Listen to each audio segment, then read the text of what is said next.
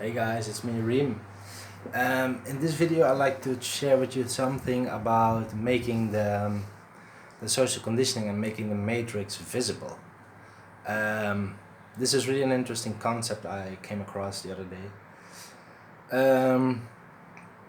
What I've discovered for myself is that the moment you decide to live abroad for maybe a month, maybe actually more, 2-3 months, if you really start living in another country, and I'm not talking about a neighbor country, let's say from Netherlands to Germany or from in the US in another state, but really in a new country, like in a new continent or the other side of the world, or even with a new language, maybe different religions there. If you start doing that and you live there for a few months, then you start to see and you start to experience actually the difference between your the country where you have been raised and the country where you are living for those months. And by experiencing the difference, you become aware of what's part of the social conditioning. So in other words, what you assume to be normal, those things may be different in other countries and actually make you realize that it's not so normal. One great example of that is something I've discovered. For example, how many Western countries deal with death and the relation to death. For many, it's a terrible happening, lots of sadness, like a ceremony and grief and all of that, which is a part, of course. I get that. Don't get me wrong, I clearly get that. There will be, of course, if someone dies, that person will be not there anymore, will be missed. I'll get it. But in India, for example, a death of a person is actually a celebration, really a celebration. And why? They see that the soul who is incarnated in a human body and during a lifetime mostly experiences several degrees of suffering.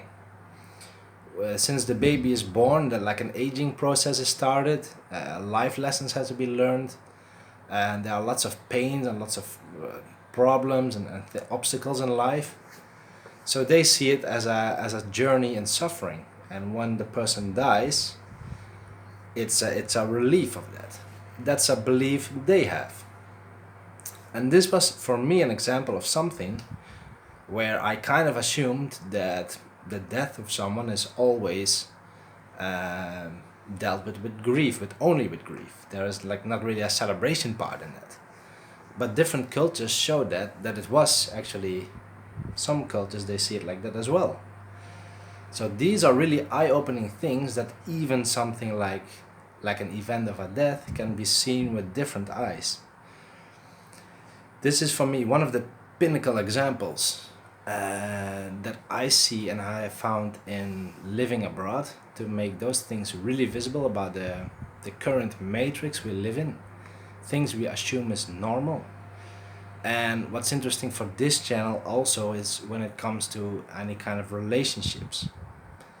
Just get it clear, guys, that all our concepts about love and relationships are also in this realm of social conditioning.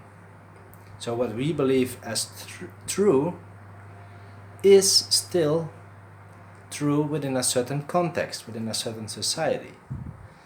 By living abroad, by living in communities, by living on other continents and other tribes and all these kind of things, you get a new perspective about relationships as well. And so you see, and you can what's possible, what's possible, and also what's actually a fit with you. How do you want to live your life? That's really an interesting question. I like to challenge you on to experience it this way. So that's for me the message for you guys. If you live abroad, you get clear. You first of all, you experience a new society, new values, new things. And by that experience, you have a clear comparison of your old conditioning and the current conditioning.